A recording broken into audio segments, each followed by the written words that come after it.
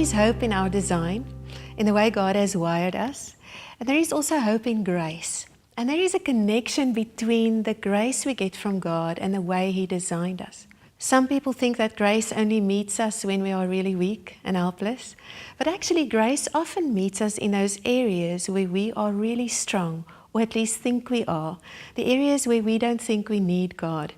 I had an opportunity a few years ago to climb Kilimanjaro so that I could discover these truths about grace. Now, my personality type is called the contra pine tree. So just to recap, this is a combination of the feisty rose bush, the fun-loving palm tree who likes adventure, and the boxwood who likes justice and planning and structure. So obviously, a climb like this that would push me to my own limits was something that absolutely called my name. When we talk about temperament and design, we talk about it as a compass needle, and every person has their own magnetic north. And this adventure was my magnetic north. When you look in my Tall Trees leadership profile under fields of greatness, you will see three things. Where visionary leadership is needed for a large team, I thought this would give that opportunity. Where you can take large risks and be creative, I thought climbing Kilimanjaro would absolutely require that from me. And then thirdly, adventure. So obviously I said yes when I was invited to climb this mountain with 47 other women to raise awareness of human trafficking and some funds to combat it. I went into it a little cocky, to be honest, as contra pines often do. I approached that mountain the night before the climb, and I looked at her in the moonlight, and she was glistening at me, and I almost imagined her saying, "Step up, I've got something for you." And I said inwardly, "Bring it on." I really thought I was ready because I had all of my gear, I had packed my bag, I had double-checked all of my lists like a boxwood would do. I had practiced. I climbed and exercised and gymmed, and I read about it, so I was ready to rock. But that night, I didn't sleep a wink. It could have been a combination of all the medication you take and just the excitement of the prospect of this climb. But either way, I was sitting up all night in a mosquito net, praying, thinking maybe if I pray, Satan will put me to sleep. I was desperate. I just wanted to sleep on a flat surface for the last time. I wouldn't have the opportunity to do that again for 6 nights. But the sleep just wouldn't come, and eventually, quite exhausted, I said, "Lord, why does it have to be me? Why do I need to climb this mountain? Why can't it be just any other woman?" And I really just recalled what the prayer team had said just a few hours earlier. They said, God is calling you up His mountain the way He did Moses, and you are welcome on His mountain. And I thought about it, and I had the sense that God said, you are not coming up the mountain to learn more about the law. Just as a side note, I knew a lot about the law because my boxwood nature loved justice and fairness. God said, I want to give you 10 commandments of grace. And very arrogantly, I thought, I know about grace. I know a lot about grace. I've lived on God's grace for many years, and I've also had opportunities to give His grace. I don't think there can be another 10 things I don't know about grace. Well, and then the donkeys made a noise, and maybe I slept 2 minutes, and we were up, and we packed, and we were divided into our groups, and I met my guide. And his name was Deo Gratius Justine. And immediately I knew here before me was going to be the choice I would face all day long for 6 days. Deo Gratius, the grace of God, or Justine, or justice, the law. I told him, is this what your name means? And he says yes. And I said, Deo, I have an idea that if I can walk with you through this journey, I'm going to learn something about God's grace. And he just smiled at me. He didn't know what I was talking about, but I knew that God had my number because He had already given me 1 commandment of grace before I started this climb. When we had our practice climb in the Drakensberg, I said, Lord, in this climb, what would you like me to do that I can practice now? And He said, walk in the back. And I thought, I can do that. I can walk in the back. No, I couldn't. I lasted maybe about an hour in the back on this practice climb when this lady in her 70s in front of me walked so slowly that I had fantasies of how please forgive me, but I envisioned wringing her neck and throwing her in the bushes so that I could move. I imagined my legs stretching and me stepping over her just so I could get a move on. Eventually, I actually cried. I was so frustrated that I had to walk behind a swim and I couldn't stand it. And I just overtook her and I went on. And that practice climb was a disaster. But God showed me that I thought that leading and being a leader means running out front and screaming at everybody behind you, "Are you coming?" That was my leadership style up until that point. And I didn't realize what the consequences of that was. I was living by the law. The law leads from the front, but grace leads from behind. So on day 1, when I met Dio and I knew, okay, I'm in for this, I said to everybody in my team, okay, girls, my rules are I walk in the back. God told me to do that, so I'm going to do that. I knew that if I told them, they would keep me in my spot. So there we went. On day 1, I didn't mind. I took pictures. If I needed to go for a little walkabout in the woods, I had time to do that, and I would rejoin them. And I was okay. On day 2, I fell behind because of a short shoot with a camera team. And I caused my team to move to the back of the group of 48. Now that caused a bit of anxiety because now I'm really number 48 of 48, not just number 12 of 12. And the anxiety was overwhelming because I also knew that meant that when we got to the camp, I would get that tent that's pitched at a 45-degree angle, and lo and behold, that's the one I got. And I would slide into my tent mate's feet in the middle of the night. I didn't sleep a wink. So it's night 3, night 2 without any sleep. And I was getting a little groggy, and this walking in the back wasn't fun anymore. But I still walked in the back because I was obedient and I chose to. So now I was number 48 of 48, and it caused such anxiety because I knew I would get the worst tent when we finally arrived at our camp for the night. Now, as we were walking, me and the camera team who caused my delay, one of the camera ladies, a Canadian, who hadn't had time to acclimatize, became violently ill with acute mountain sickness. She didn't know what was up or what was down, and I had to hold her so she could throw up. And she would drop a glove or forget to pick up a walking stick, and I would have to pick it up. And as I did that, God said to me, this is what is going on behind you. Every time you are running out front thinking you're all that, people are getting sick in the back. People are falling by the wayside. You don't see that. This is why grace leads from behind, to help the weak ones. You know so little about grace because you've never been here. You're always in the front. You need to learn this. So I did. But on day 4, God was about to teach me to walk in the back, not out of obedience, but because it was going to be the best I could do. That night, we were at Mawenzi Peak. It's the one you typically see Kilimanjaro on the pictures, and you see Kibo Peak with the snow, and then there's a saddle, and then there's Mawenzi Peak, and we slept there that night. And just as we got in our tents and we had this view on this mountain, I felt funny. I could feel that I'm hot and cold at the same time. I'm aching a little, which you would if you're mountain climbing, but there was something else wrong. And then I remembered that I never put purification tablets in the 5 liters of water that I drank all day long. And that is fatal at this point, because the water that we drank on that day was stationary water. It wasn't flowing water, so it was contaminated, guaranteed.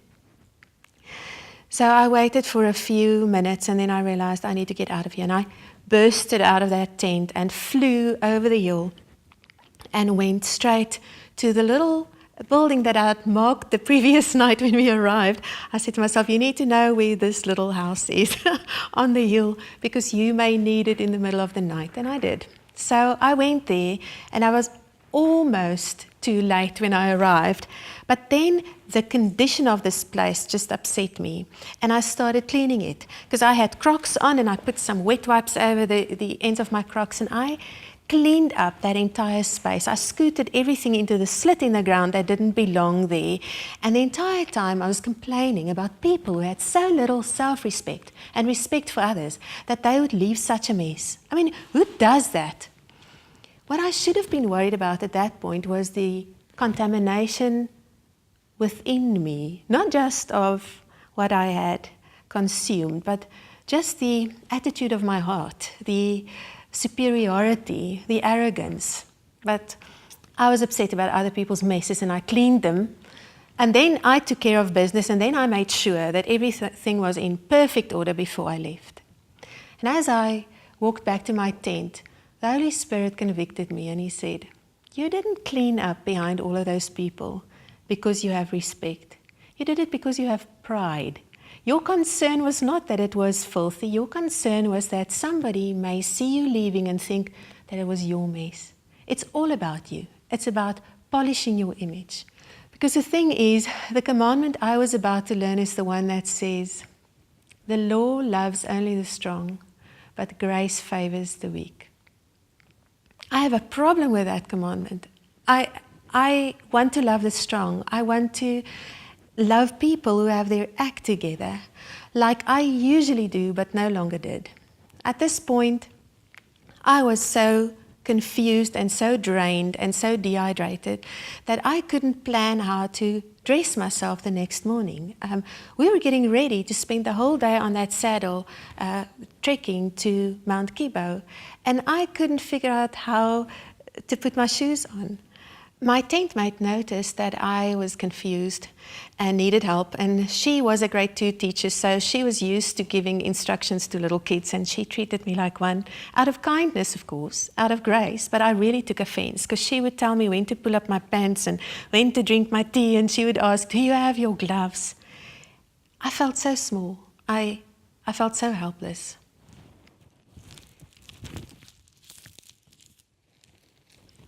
Every now and again I had to run back for another trip to the pit toilet, and on one of those trips, the very last one before we set out for the day, I didn't quite make it in time. So at this point, I didn't have any more clean clothes because what I had was in the duffel bag and the porters had already taken it. At this point, I had to make peace with the fact that I was now weak, causing another delay, and that I was not dignified anymore. I was smelling really bad, and there was absolutely nothing I would be able to do about that for a whole day. So this was day 4, and as we were trekking over the saddle from Awenzi to Kibo, initially there were rocks beyond which I could go with my upset stomach, but then pretty soon there were only tiny pebbles, and my options were the red team seeing me from the front, and the green team seeing me from the back, or vice versa. My space of privacy and dignity quickly, completely disappeared. And I remembered the words of Philip Yancey that says, grace like water always runs to the lowest place. And there I was at the lowest place. And for the first time, thank you, I identified with that woman who arrived at a table where people were eating, of all places, and she must have smelled badly, because everybody around that table just pulled up their noses at her. And I bet they took their serviettes and they said, this person in our company, because Jesus scolded them and he said, this is a woman, yes, with much sin, but she has been forgiven all of her sins. This is a woman that if those people had the opportunity, they would have put wet wipes over their Crocs and they would have scooted her into the slit in the ground, because she was completely unacceptable, as I had become on that particular day. I remember sitting in this jacket, off to one side, on a little rock, while all of the other people in the company were eating. I actually licked my finger and put it up in the air to feel which way the wind was blowing, so that I could sit downwind and not affect anybody while they were eating. We often do exactly this to people. We say, you know what, we'd love for you to join our Bible study, but at this point, we're just a little concerned that you may contaminate us. So we don't feel like you're the kind of person we really want to associate with right now. We're just going to keep our hands clean because that's what Christians do. Just keep away from the people who are not yet holy enough. And we let them join us when they've grown up. When all of the signs of the Spirit are present in their lives, then they can be like us. But for now, we say just sit to one side because we're eating here spiritual food. You wouldn't understand. Grace favors those of us who are in that place. Because I'd never been there before, it was something I needed to feel in my body, and I did. And we arrived at Kibo so late that we couldn't do our climb that we were supposed to do to acclimatize the night before summiting. And it was my fault because of how slowly I had moved. We slept maybe 2 hours, and then it was midnight, and everybody woke us up and said, it's time to summit. And I thought, in this weak, stripped down condition, there's no way I can do this. But I still had my pride, which I had no right to hold on to, but I had it. And I still was so determined to do this the right way. I was going to climb that mountain with my backpack on my back, even if it killed me. Because we had made the rules that each of us would carry our own bag so that the porters wouldn't need to carry more than they absolutely had to. We were climbing against slavery after all, and making slaves of people while climbing against slavery didn't make sense. So I was going to carry my own bag even if it killed me, because that was the right thing to do. I did it for another maybe 4 or 5 hours, but with such a rotten attitude, because I looked around me and the guides were carrying everybody else's bags. And I was the sick one. I grumbled to God. I said, why aren't they carrying my bag? I'm clearly sick. I'm behind a rock every 5 minutes. And it was all about my pride, and I knew it. So I did it for another 4, 5 hours. And eventually we got to Gilman's Point. That's the point at which you can get your certificate, and people will tell you, congratulations, you have made it. But I wasn't happy because I could see Uhuru in the distance. And Uhuru means freedom, and I wanted desperately to reach that peak. And I wanted to go there. But somebody came back from having summited already. A person I met on the first night that I didn't particularly like. The reason I didn't like her was that when I told her I need to walk in the back, she said, well, I have to summit first. God told me to be number 1 on the mountain. That's why I didn't like her. Because deep down, I wanted to be that person who would summit first, but God wouldn't let me. So she came back from having summited first, and she looked at me, and she said, let me see your fingers. And I had to show her whether I had enough oxygen, and so she squeezed my fingers, and she looked in my eyes, and she looked at my tongue, and she said, I don't think you're going to make it. Now that just made me even more determined. That just stirred up my pride, and I decided that I would finish no matter what.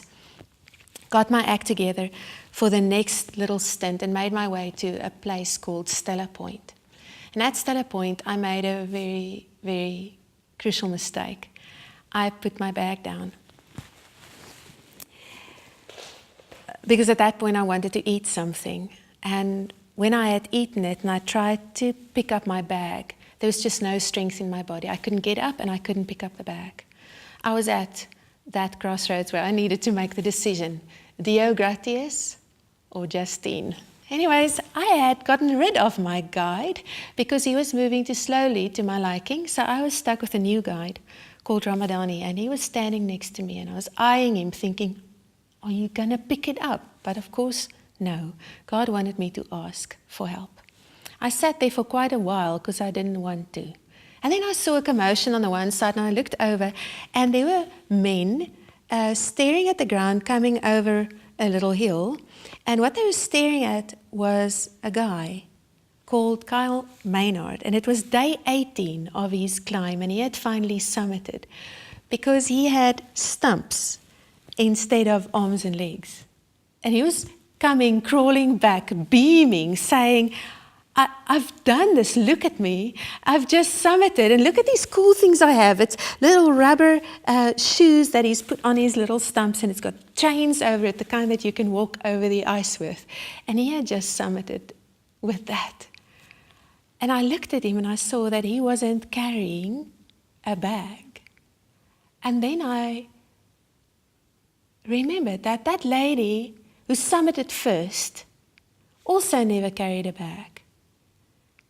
And somehow God broke through with that, and I realized these people live in grace. They know that they don't need to carry their own pack all the way to Uhuru. They can be set free by handing it over. And then I was ready, and I looked at Ramadani and I said, Ramadani, I really want to go to Uhuru, but I cannot carry my own bag.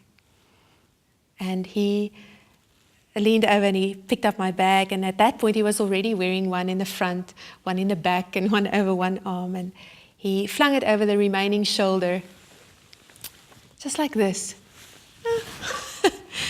And he looked at me and he said, thanks, ma'am, it's a light one. That was the point at which I learned the third commandment of grace. The law will take you to prestige and principles, but grace takes you to the person. Because what I really wanted was the prestige of carrying my own bag, being able to say I made it. I wanted the bragging rights, and the law will give you that. If you are able to do everything that a good Christian does, the law will give you a stamp of approval and say, you can fast for 40 days, good for you. You are a fantastic prayer warrior, good for you. You know the entire Romans 8 off by heart in 3 translations, great for you. But grace wants to take us to more than that. It wants to take us right to the person of Jesus. So I had given up my bag reluctantly, but I was very relieved. And as I was walking, and just to clarify what walking is like at this point, it is one foot slightly before the other, and breathing that sounds like this.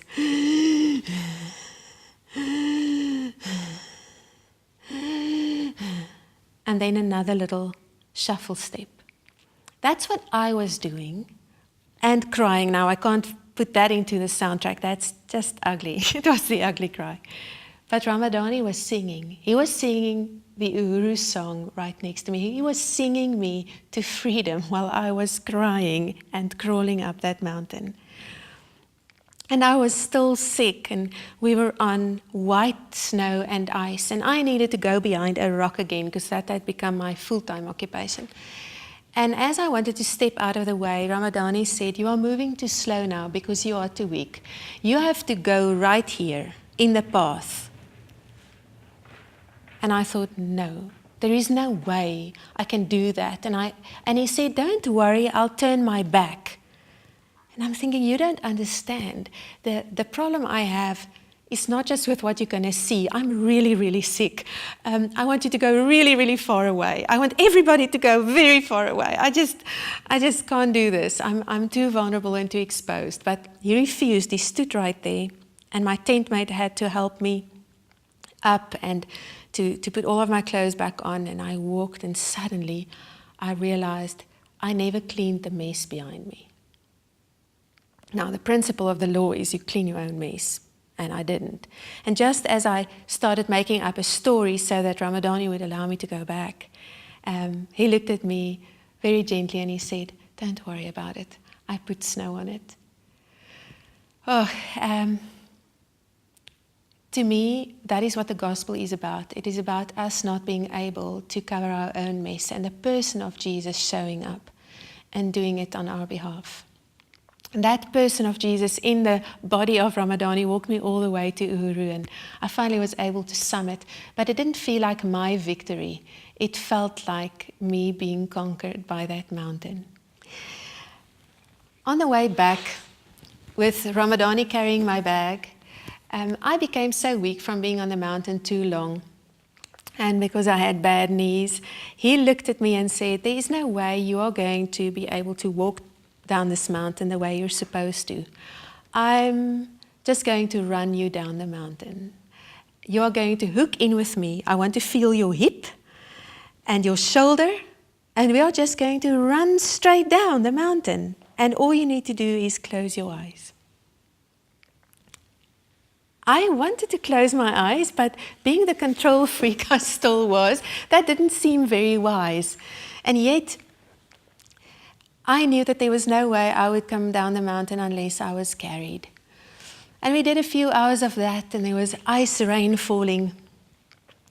As we were walking in the ice rain towards the camp, I saw something, and it didn't belong on the mountain. And they tell you that if you see something that doesn't belong on the mountain, you are hallucinating. Don't tell anybody. It's altitude sickness. Keep it to yourself. But it became clearer and clearer, and it was a boy in shorts and short sleeves in the ice rain coming up the mountain. After a while, I checked with Ramadani, and I said, "Do you see the boy?" And he said, "Yes, Mom, of course I do, and he's coming to help you." And true as anything, there this boy was, and he was holding out a cup of cold drink to me. And my first response was, I wonder who had drunk from that. And then I realized, oh my goodness, what I have is worse than anything anybody could have had. Let me just take it. Because this is what grace is. It is suspect. It is even unattractive. Tullian Tchividjian said it best in his book about grace when he said, grace is upside down, to-do list wrecking, scandalous, and way too free. It's one-way love. It's a love that meets us where we are, on our various mountains, and it'll be different for every personality. For me, God met me at my place of pride and strength, and He humbled me so that I could receive grace, and then He restored my dignity. I am a rose bush. I am like King Nebuchadnezzar. I sometimes need to be cut down and be allowed to eat grass like an ox in the field with dew in my hair, be really humiliated to find who I am in Christ.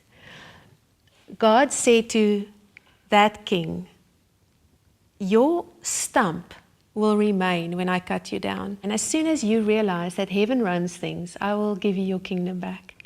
God will often do that to a rose bush. Maybe you are a palm tree personality like Peter, and it's all about being popular and being liked. God will meet you, most likely, exactly where He met Peter, when he fell from grace and nobody liked him anymore. He wasn't the favorite any longer.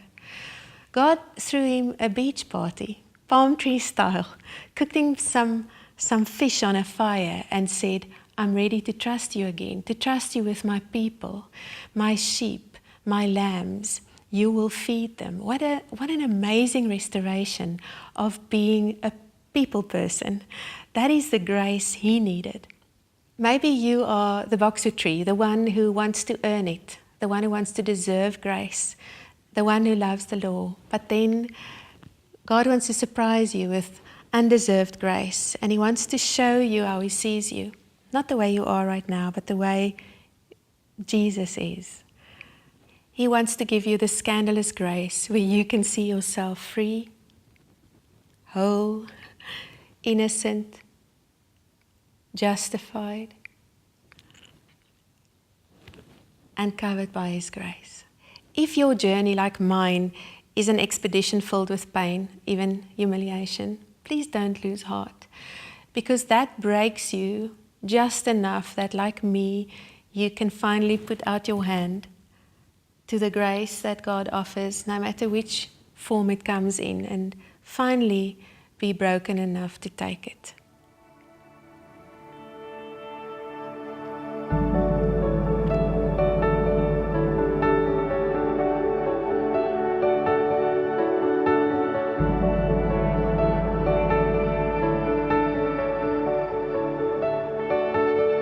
You were there on the mountain, you were patient on the face, you were waiting there to meet me if I would slow my pace.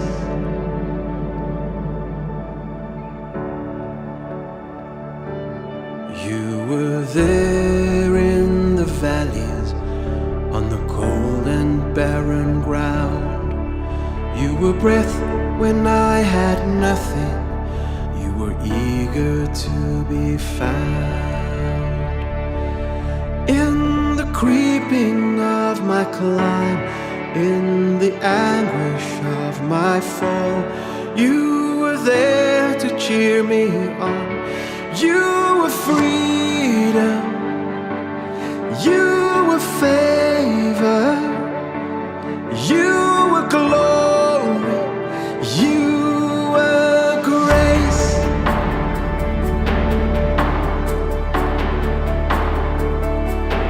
I was down, I was beaten, I was ravaged by the climb. I was weak and I was weeping, I was running out of time. But the God of the mountain helped me around the bend, and I saw that I would summit, for freedom has no end. In the creeping of my climb, in the anguish of my fall, you were there to cheer me on. You were freedom, you were favor, you were glory, you were grace.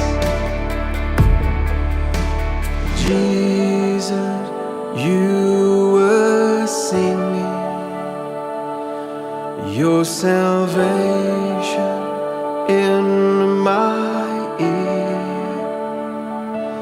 To the weary, worn out pilgrim, you were nourishment so near. Jesus, you have conquered every hindrance on my way, and there's no final failure, not if grace could have its say. In the creeping of my climb, in the anguish of my fall, you were there to cheer me on. You were freedom,